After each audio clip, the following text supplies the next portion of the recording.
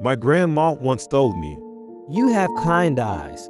I'm sure you'll become someone who can care for and protect others. I was taken aback as her comment came out of nowhere, but it was a pleasant thing to hear. Still, I wondered if I could really become such a person. I lacked confidence in myself. Seeing me downcast, Grandma said, It'll be all right. Strangely, those words made me feel better. Just a week after that, Grandma passed away. The wake and funeral went by in a blur, and I was granted 5 days off work, which I spent sorting out her belongings. All alone, I wept as I went through her things. I opened a drawer in her closet that I had never opened before. Inside, I found a letter addressed to me. For a moment, I thought it might be her will, but the letter was too old for that. My name is Jack Wilson. I'm 23 years old, freshly graduated from college and just started working. The only family I have is my father, who runs his own business, and my grandmother who lived nearby. My mother has been out of the picture ever since I can remember, and neither my father nor my grandmother would tell me much about her. I once asked my father about her when I was in junior high, but he simply told me, She was a terrible mother who abandoned you. You're better off forgetting about her. I have no idea what kind of person my mother was. I don't know her face, her name, or what she's doing now. But the fact that she never showed her face or contacted me even after I became an adult suggests that maybe my father was right. That was the only interpretation I could make. One late night, I woke up and went to get a drink from the fridge just as my father was coming home. He was always busy with work, even when I was a child. Welcome home, I greeted him.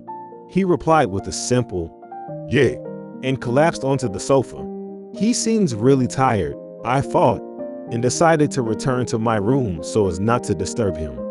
Then he asked, How's work? When my father asked, I paused before answering. It's going pretty well. There's a lot I don't know, but everyone's nice, and they're teaching me a lot. Hearing this, my father sighed deeply and said, Aren't you embarrassed by being just ordinary? If you keep playing the newbie and relying on others to teach you just because it's your first year, you're going to be a laughingstock. I made the right choice not to hire you at our company. It would have been a joke if people knew I had a son like you. He didn't even look at me as he said this. My father had always wanted me to be an outstanding son, so I tried to meet his expectations, working hard at my studies and sports, but nothing I did was ever good enough for him, and I had seen his eyes, once filled with hope, gradually filled with disappointment. I had always known. So, when I was told in my first year of university to go my own way, I knew I had been abandoned. My father had chosen a competent stranger over his underachieving son to take over his business. I had spent over 20 years trying to meet my father's expectations, so it felt like a weight had been lifted from my shoulders. However, the fact that I was seen as a disappointment weighed heavily on my heart. Despite all this, I had no choice but to accept my reality and live my life. I thought I had found my own path and was doing well, but in the end, my father's words still broke me. I had wanted to prove myself, to make him regret not choosing me as his successor. I'm sorry, was all I managed to say before I started to return to my room. But then I heard him mutter, I really don't know who you take after. It was clear to me that when my father said who you take after, he wasn't referring to himself. It was probably a sarcastic comment about my mother, whom I didn't know. She had given birth to me, but she hadn't done anything else for me. I would have preferred to take after my father in every way. If I had, I might be recognized as excellent now. I might be the heir to the company, and I might get along with my father. Our family might be happier. For a moment, I found myself wishing for such a thing, even though I knew my father would despise such wishful thinking. The next day, since it was Saturday and I was off work, I headed over to my elderly grandmother's house in the neighborhood. Her husband, my grandfather, had been with her until a few years ago, but he had passed away from an illness. Since then, my grandmother has been living alone, although a visiting helper comes regularly, and my grandmother herself is in good health. Considering her age, I do make it a point to visit her whenever I can. It seems like my father, her real son, hasn't shown his face for many years now. Oh my, thank you for coming even though you're busy. My grandmother greets me with a joyful face. To me, who is not liked by my father, the existence of my grandmother and grandfather, who gave me unconditional love, is truly something to be happy about. Ever since I was young, I was a grandparent's child. If I didn't have any plans after school, I would always, without fail, come to visit, and I even brought my friends over sometimes. But even after spending fun times at my grandmother's house, I strangely didn't dread going home. I'm sure that if I had been living just with my father like I am now, I would have felt stifled and wanted to run away. However, the fact that I could live vibrantly even in such a home is undoubtedly thanks to our housekeeper, Miss Lopez. Miss Lopez has been a housekeeper in our home since I became conscious of the world around me. She would gently wake me up in the morning, which I'm not good at, prepare a healthy and delicious breakfast, and cheerfully talk to me every day. When I return home in the evening from school or my grandmother's house, a delicious dinner is prepared, and she listens happily to what happened during the day. The fun things that happened at school were heard by my grandmother, but the things that happened at my grandmother's house were heard by Miss Lopez. Having someone in this house who would listen to even the smallest details of my daily life without saying it's trivial, that was, without a doubt, the biggest relief for me at the time. There were days when I had to cut down on my playtime and only study to meet my father's expectations. But even then, Miss Lopez always supported me, and I felt I wasn't alone, even when I couldn't score as my father expected on tests or report cards. Jack, I've always been watching your hard work. You're always scoring 100 points in my book. Those words warmed my heart. I understood, of course, that Miss Lopez was our housekeeper, but even so, I cherished her just as much as my blood-related father and my beloved grandparents. And I naturally assumed that Miss Lopez would always be with me. I was under that happy illusion. I realized that it was a naive childhood dream during the rainy season of my first year in junior high school. I had invited a few childhood friends from elementary school to my house, and we were playing video games. Miss Lopez served us homemade pudding, which I loved, and was in the middle of preparing dinner. It was delicious as always, and my friends were really pleased. It was truly a happy time. But then, unexpectedly, my father came home. It's only natural for my father to return home, of course, but as I mentioned earlier, my father was very busy with work at this time and usually came home late at night. For several months, I had hardly spoken to him. None of us, including Miss Lopez, probably expected him to come home at such a time. When my father entered the living room, the air instantly froze. My unsuspecting childhood friends acted as they usually did, but as they sensed the abnormal atmosphere among us family members, they gradually quieted down. What are you doing? The first one to speak was my father, and I knew very well that his words were directed squarely at me. To meet my father's expectations, I had taken an exam and gotten to a good middle school. Since becoming a middle school student, I had given up on seeing my grandparents and studied every day after school. But since I had just finished a series of tests, I invited my childhood friends over for a break, just for today. If I could have fun and relax just for today, I thought I could work hard again from tomorrow. That's what I was thinking, but I already knew that such thinking would not work with my father. Probably Miss Lopez did too. That's why we kept it a secret from my father. But on this particular day, he came home early. But after all, I was naive. I must have been punished. That's why I was about to say, "I'm sorry, but..." Interrupting me, Miss Lopez said, Jack has been working so hard studying, without any time to play. He's at his desk all day until late at night, to the point where I, as an adult, am worried. The exams are over now, so I suggested that he take a break just for today. I believe that taking a break will give him the strength to keep pushing. Even though she was so important to me, Miss Lopez was a housekeeper employed by my father, so I had never seen her stand up to my father before. My father had been cold towards Miss Lopez and had made sarcastic remarks. So I was a little surprised at Miss Lopez's action this time, and I was really happy. Listening to Miss Lopez's words, my father sighed heavily and said, I'm talking to my son. Outsiders should keep their mouths shut. as if what Miss Lopez had said didn't matter at all. And when he turned his gaze to me, he said, Jack, you are my son. You're a smart boy. You know what you should be doing now, don't you? Even though Miss Lopez had defended me, I was weak. In the end, I was afraid of being abandoned by my father and could only obey. Yes, I responded and told my childhood friends that we were finished for the day. Well, they were already perceptive enough to understand without my explanation.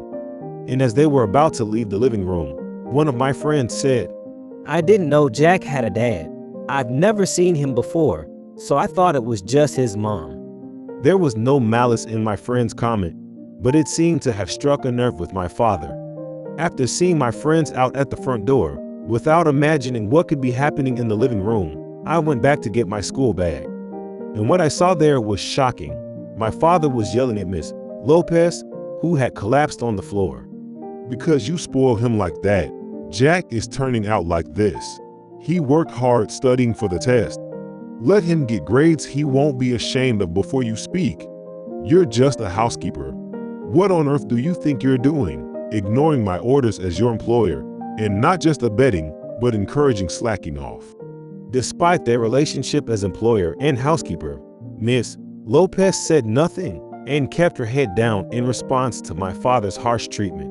Can't you even apologize? How much do you want to irritate me? That's enough. Get out. I can find plenty of replacements for you. Never approach my son again. Not knowing what to do, I had been silent until then. But I couldn't stand by and listen to that anymore. Wait, Dad. It's not Miss Lopez's fault. She was just caring for me when I was down. If Miss Lopez goes away, I, alone in this large house, someone who would listen to me, spend time with me with a smile, my emotional pillar. I couldn't imagine losing Miss Lopez. But my father simply said, Stop playing the hero. You're not going to be harmed by the loss of such a useless person, so don't worry. Rather, this woman is an idiot who can only do housework. From the start, I should have hired a competent housekeeper who can also serve as a tutor. Otherwise, my precious only son will end up a good-for-nothing. It's almost too late to realize it now. Now, it's time to study. Go back to your room. For the first time, I rebelled against my father, who had said all this so indifferently.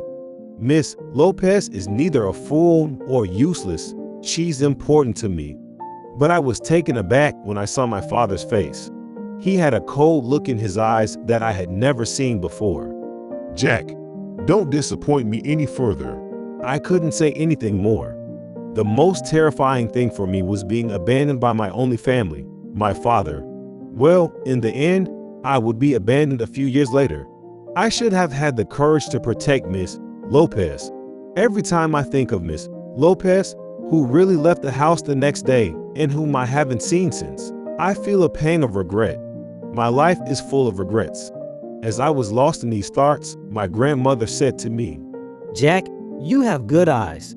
You will certainly become someone who can care for and protect others. I was surprised by her comment, which seemed to come out of nowhere, but it was a very heartwarming remark. Could I, who was unable to protect someone important to me because I was worried about my own position, become like that?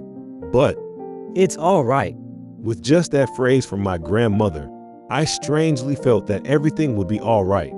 But just a week later, my grandmother passed away, never to return. I learned later that Grandma had been sick even before Grandpa passed away. She kept it a secret so as not to worry me. That was just like her. Unlike me, she was someone who thought of others until the very end. The funeral happened quickly, with no time to grieve. The next day, Dad went back to work. I thought in my heart that he could have taken a bit more time off, given that his own mother had just died. However, I decided to use all 5 days of my work leave to sort through Grandma's belongings. I thought it would be pitiful if they were left forgotten indefinitely. That being said, being alone in this house where I had recently spent time with my cheerful grandma, it really got to me.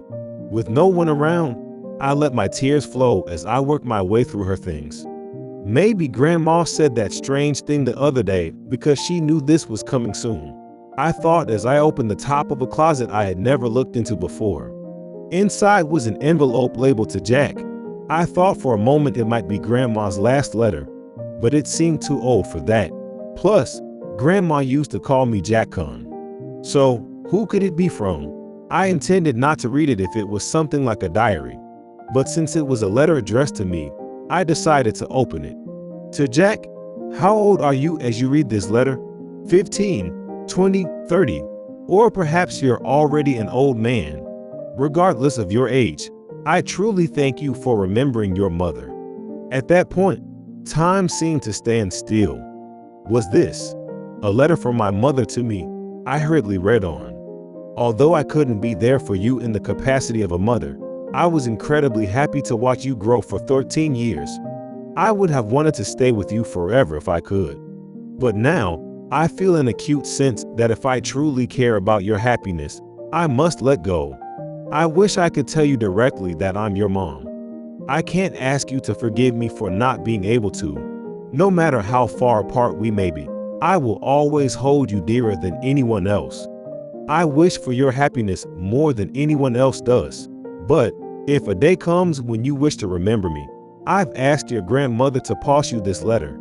I was an incompetent mother who couldn't do anything, but being able to give birth to you, being able to stay by your side, made me incredibly happy.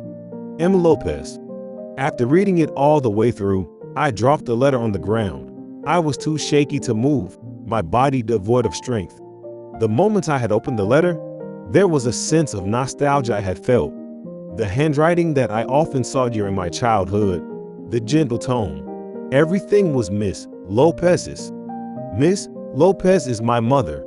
I loved her, but I could never have imagined this in my wildest dreams. She just gave birth to me and abandoned me. She didn't do anything. That's what I thought. But in reality, she had been caring for and raising me all along. I couldn't stand it, and I rushed home. Not long after, my dad came home, and I immediately confronted him. He sighed, looking resigned. I told her never to see you again, but she sure caused me a lot of trouble. That's why I can't stand her. I'm usually mindful of his moods, but this time I couldn't keep silent. What do you mean trouble? She's my real mother. You not only kept it a secret, but also treated her like a maid. What the hell does that mean? I shouted at him. He looked at me and said, You really are just like your mother. Then, he proceeded to explain the whole story with an air of annoyance. My dad and Miss Lopez started dating through a mutual acquaintance and conceived merely on. Miss Lopez was determined to have the child, but my dad was opposed to it. He had just started his own business at that time and was concerned about Miss Lopez's background, having been raised in an institution. He had no intention of considering marriage. I felt a surge of irritation at my dad's selfishness at that point, but kept quiet to hear the rest of the story. Because Miss Lopez was so persistent about having the child, and my dad thought it would be troublesome if he didn't acknowledge it, he proposed an arrangement. You can have the child. You can even raise it nearby, but we will not get married, and you will live as a maid. Also, you have to raise the child as a worthy heir, as I say. At first glance, it seemed like the worst proposal, but apparently Miss Lopez had no other option. As a high school graduate working part-time, she felt that she might not be able to raise her child adequately in the future. So, she decided that she would rather accept his conditions than care about her own status or title, as it would lead to a better life for her child. And so, this twisted family life began. But the result was as you see. Due to my lack of ability, kindness, and strength, I ended up losing both my father's trust and the existence of my mother. What will you do now that you know? Do you want to see your mother? That's impossible. That stupid, incapable woman is probably dead somewhere without having achieved anything, he spat out. I don't know what happened between my dad and Miss Lopez, but the way he speaks about someone he once loved and had a child with, I despise it from the bottom of my heart. What's with that look? There might be things you should be thankful for, but there's no reason for you to act so arrogantly. Without me, you would have grown up poor, wearing clothes full of holes, and unable to go to college, maybe at best a part-timer. You should be grateful that you were able to get a job at a decent company because of how I raised you. You understand that, right? His attitude really got on my nerves, but there were several points that I couldn't argue against. There were many things that I should be grateful for. It's because I understand that I felt even more frustrated with my own powerlessness. Fine, I understand. I finally relented. In the end, I couldn't fully argue against my father and can only accept what he says. It's always been this way. Even if I know that Miss Lopez is my real mother, I don't have any means to go see her, nor can I express my gratitude to her directly. In the end, I haven't made any progress at all.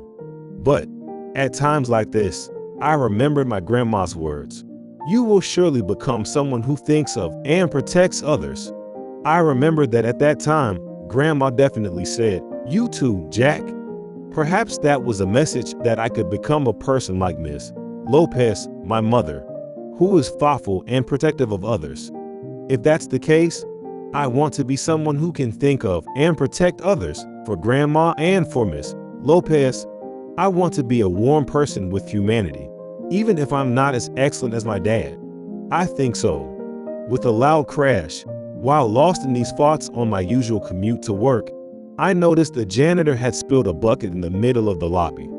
Oh, what a nuisance to have this here, one employee muttered as they passed by. Someone could slip and fall, another commented. As they passed by, the janitor kept saying, I'm sorry, while mopping up the floor. The usual me might have been concerned, but would not have had the courage to say anything and would have just walked by. But today, are you all right?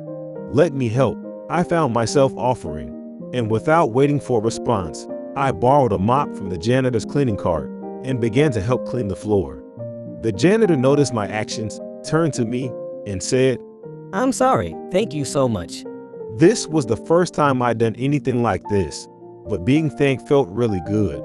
No, not at all, I said, looking at her face. She looked really surprised. I was also surprised because her face looked familiar, and then I glanced down at her chest. There it was, the name tag read Lopez. Oh, I finally found her. Mother.